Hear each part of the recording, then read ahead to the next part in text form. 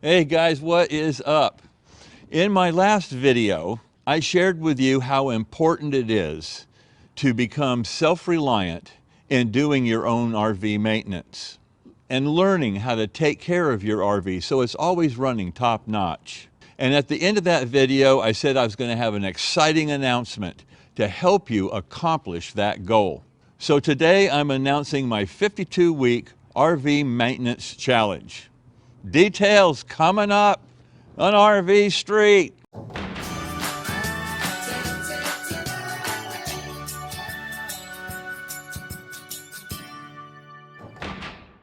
Okay, let's get right to it. I'll get to my 52-week maintenance challenge here in just a minute, but let me just say right off the bat, I know that last video and this video isn't my typical step-by-step maintenance videos like I normally do. But we're going to get right back to that starting in my next video. So not to worry, we're going to get back to actually how to do stuff, okay?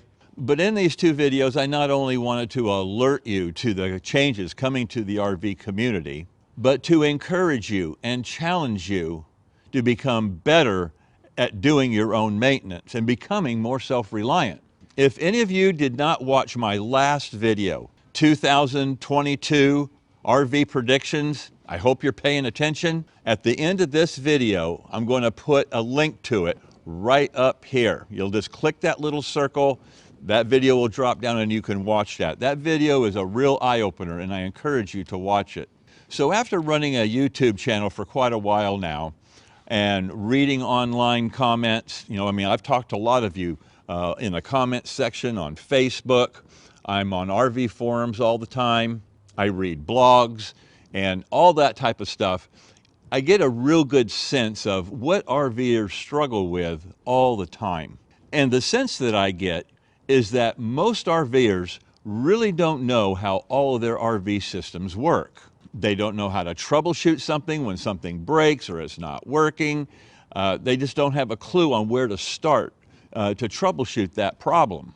And the main reason is because they feel incompetent, or they're afraid, or they don't have enough experience, or it's just too complicated to deal with. Am I right about this? Is that the way a lot of you feel? So to help you and encourage you to become more self-reliant and confident to learn more about your RV, I'm announcing my 52-week RV maintenance challenge. Now I know it's already January 30th. We got a little bit of a late start, but that's okay. Better late than never, right? So here's how it works. Starting today, I want all of us to commit to two things. Number one, all of us commit to learning something new about your RV every week. We all have different kinds of RVs and different systems in them, but all of us can never know too much or enough, right? For me personally, every day I read or study about something. I don't even have these kind of systems, or I may not even have that kind of an RV, but it doesn't matter. I want to broaden my knowledge because that knowledge can be transferred to different kinds of other areas. So many times I don't look at things that just pertain to me or my systems. I look at what other people are doing because I can apply some of those things down the road or even into my own RV. If I find a subject that sparks my attention, I immediately will dive into that subject and I'll start digging deep in there. And I may spend an hour or two. So I'm encouraging you to do the same thing. Consider it going to school, okay? Whenever something goes wrong in a vehicle or a piece of equipment, it doesn't matter what it is. When something doesn't work right, the proper way to approach it is you find out what it isn't. And that is the way you narrow down, well, then it has to be this or this. It's my experience that one of the biggest neglected and misunderstood areas on any RV is the battery bay, the inverter, and the converter, and how they all work together. That's a great topic right there to dive into and understand how those three things work together in your RV. So you get my point. I'm asking you to commit to learning something new every week. Make learning a priority in your life. Number two, the second thing I'm asking you to commit to in this 52-week RV maintenance challenge is I'm asking you to do one maintenance item or a PM item every week. It's not changing your batteries in your remote control, okay? That doesn't count. But choosing an item, whatever it is that needs tending to, you choose that item and then you go do that item. And if you can't think of anything, you're not looking hard enough. You know how I push PM, right? Preventative maintenance. That's part of maintenance. You want to do preventative maintenance so bad things don't happen in the first place. Let me give you an example. I was watching a YouTube video the other day, and it was about a couple who has a pull-behind trailer. They landed at their destination, and they began to set up like we all do, right? He went to deploy one of his slides. And as the slide began to deploy, it started ripping up the linoleum floor. And it moved about a foot before he noticed it, and then he stopped the slide. Well, what happened was on the underside of the slide, he had screws. Well, one of those screws ended up backing out, and when he deployed the slide, that screw just dug into that linoleum and just ripped it. These screws coming loose and stuff like this happen is a common problem. I mean, these things take a beating. And as we're driving over all these roads and doing all these different things, stuff comes loose. It just happens. And so you have to constantly be looking for failure points. When we land somewhere, I don't just pop up the awning and have a beer and everything's all good. During our stay there, I guarantee you will see me with my cardboard underneath my motorhome, and I'm looking for things just like that. So I'm encouraging you to make this a kind of a common practice, okay, as you travel. Check your belts, check your jacks, electrical connections, hoses, all that stuff. It doesn't take an hour or two. You're looking for things that are obvious that happened between point A and point B. Things like the screws on the underside of the slide, that is a PM item. Okay, taking care of your slide seals. If you happen to have screws that are underneath the sides of your slide, that should be something that you should be checking. Not every time, but maybe once every 6 months or so. Just keep your eye on them and see if they're coming loose. And if so, back it out, put a little bit of Loctite on that, blue Loctite by the way, and then run it back up in there and cinch it up. You're not going to have a problem with that screw again. So in summary, number two is all of us commit to doing one maintenance item or a preventative maintenance item every week. And then, here's the fun part. Here's the fun part. Come back to this video and type in the comments what you did. Here's why that's important. A couple of years ago, Joni wanted to lose some weight, and she began to talk to some of her friends about it. They all said, yeah, I need to lose some weight too. Yeah, me too. But they made a pact that they were going to do this together, and they committed to stepping on the scale every Tuesday morning and taking their cell phone and taking a picture of the scale, and then they would post that on Facebook. And that way they all could see, oh wow, Carol, she lost 6 pounds last week. Yeah, I lost 1. I fell off the wagon. I gained 1.5 pounds. I lost 6, but it kept them accountable. It became kind of a competition. It encouraged them to push the limit, to compete with each other, to stay on target. They wanted to get that lower scale weight every week. That's why I want you to come back here every week and type in what you did that week, because it'll encourage people to say, you know, I can do this too. They're going to read what you did and what Bob did and what Lynette did, and they're going to say, oh wow, yeah, you know what, I need to do that too. By doing this, we will become more self-reliant. We're going to be confident as we read how others do these things. You know what, I can do that too.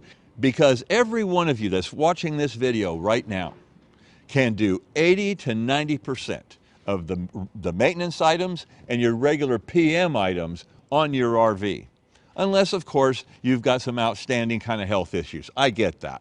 The RV community is such an awesome community. Joni and I have just been so blown away over these past few years on the coolest people we have met. And I'm just trying to create an atmosphere here where we can help each other, because we need to help each other. Right now, while you're watching this video, I want you to bookmark this video in your browser. That way, it'll be easy to find. And each week, boom, you come right back to this video and you type in what you did. And I'd also like to encourage others that come here to comment, or you're reading through comments, don't be afraid to comment on other people's comments. We are an RV community, and we're here to help each other. If you do comment, I just ask you to be friendly, don't be sarcastic, don't chop anybody down. We're just here to help each other. By the way, I almost forgot. How many of you actually did the homework that I gave you in my last video? Just asking. Not being afraid to learn and get your hands dirty is the pathway to freedom.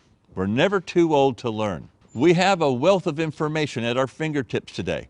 We can learn anything we want if we just make learning a priority in our life. I'd like to wind this thing down with some safety tips, tools, and closing comments. So let's talk safety first. Always keep safety at the forefront of your mind. Don't tackle anything until you have the proper safety steps in place and that you've learned and you know that you can tackle this particular project or this fix. The more you learn, the more you do, the more you gain knowledge and the more you gain confidence and that you can do these things. If you're new to working on things, start small. Start on the little stuff first, and you'll gain more and more knowledge as you go along, and more confidence too. This is especially true, but not limited to, electrical things. You need to have a good understanding of how electrical things work in an RV. I would venture to say that working on electrical things is probably one of the most intimidating things to most RVers. So if electrical stuff is a little scary to you, start learning, start watching, start reading. If you still think you're in over your head, get professional help. But all of us can learn how to at least troubleshoot common RV electrical problems because these come up fairly often. For one example, many things that go haywire can be traced back to the battery bay or the inverter. And you need to know how to diagnose those problems. And the way you diagnose those problems, the first thing you have to have is a multimeter. If you don't know how to use one, learn. They're not that difficult to learn. So get some basic understanding of how to use a multimeter, how to troubleshoot different items in the RV, and how to do it safely. This is not hard to do, and you can learn to do it. If you need to work under your RV, if you have a pull-behind trailer, a fifth wheel, or a toy hauler, one of those trailer type of RVs, you can slide up underneath there and have plenty of clearance, and it's safe to work on in most cases. If you have a gas motor home, like ours, it just sitting on the tires gives you plenty of clearance to slide a piece of cardboard underneath there and do what you need to do. You don't want to use your leveling jacks on the motorhome to raise it up to give you enough clearance. It's not safe to do.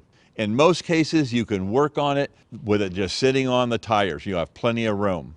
If your motorhome or your other type of RV vehicle, whatever it is, does not give you enough clearance, like a diesel pusher, make yourself some wooden ramps for both the back tires and the front tires and roll the motorhome or the vehicle or whatever it is up on wooden blocks. Put it in park, set the emergency brake, you're good to go. Now there are other ways to raise a vehicle like that by using axle jacks and all of that. But man, in my opinion, build you some ramps and roll them up on there. You don't have to go through all the axle jacks and do it. It's very safe to do, and it's easy to get the RV up on there to work on it. Or you can use leveling blocks to get to the height you need. Let's talk about tools for a minute. If you have an inadequate toolbox, you need to start building that up now. I've covered this subject many times before, and I know they're heavy. You don't need a snap-on roll-away toolbox, but you need a good set of tools. And yes, that weight is going to go against your CCC, so you have to be appropriate on what kind of RV you have. If you have a smaller RV where your weight becomes an issue, well, you're just going to have to watch what you do and where you put your tools and all that. I mean, you should be watching your weight anyway. I've covered that also many times. But don't let that intimidate you on getting good tools. I do not go and buy these tools from these cheap China tool shops. Don't do that. I buy good tools. I buy them once, and I try to buy American tools anytime I can, because we need to start supporting American tool companies. American companies, period. They're better made. Yes, they're a little bit more expensive, but you'll only buy them once. As you buy your tools and you expand your selection, man, if an emergency comes up on the side of the road or what have you, you're going to have what you need to tackle that situation. If you need some suggestions, just go to my Amazon store and you'll go to the tools section and you'll see what I'm talking about. Which reminds me, a couple of notes here, and then I'll get to my final comments. I want to thank all of you who have bookmarked my Amazon store in your browser. And you use my Amazon store for everything that we use and that you need, whether it's RV related or not. I've spent a lot of time on our Amazon store hand-picking the things that we need and that you use. Those of you who are here for the first time, my Amazon store link is down there in the description text. Bookmarking and using my Amazon store for everything you need is a great way to say thank you, Martin. Thank you for taking the time to making these videos and helping the RV community. One last thing for you newcomers. If you look underneath this video right here, you're going to see my logo. If you click that logo, that's going to take you to my home page. And at the top of my home page, you're going to see the playlist tab up there at the top. You see that? Click that tab and that's going to take you to my playlist page. And on that playlist page is every video I've ever done up to this point. But as another option, if you look up at the right-hand corner and you see that magnifying glass, you see that? Click in there and type a subject, water heater, tires, TPMS, whatever you're looking for. Type it in there, and if I've done a video on that, it will list it and it'll come up. So in summary, my 52-week RV maintenance challenge is about what? Number one, commit to learning something new every week. Number two, perform a maintenance item or a PM item every week, and then come back here to this video and write it in the comment section on what you did. Getting prepared for what's coming to the RV community doesn't happen overnight. It takes time. So don't get impatient, don't get overwhelmed. Start small. Do something every week, maybe 2 times a week. I probably do 3 or 4 things a week. I'm not bragging, but that's just the way I roll. I'm always doing something. And make it a priority to learn, learn, learn. I can't tell you how much I'm looking forward to coming back and reading all the comments that you guys put in here on what you've done and what you've learned and all that. I mean, it's going to be exciting to see us all grow together. And by the way, you're going to be seeing my entries in the comment section too. And at the end of this year, all of us are going to grow leaps and bounds, and we're going to overcome our fears. We're going to be confident, and we're going to become more self-reliant. And I'll tell you what, man, that is a great goal. So that's pretty much it for now, guys. So until next time, this is RV Street. Stick around.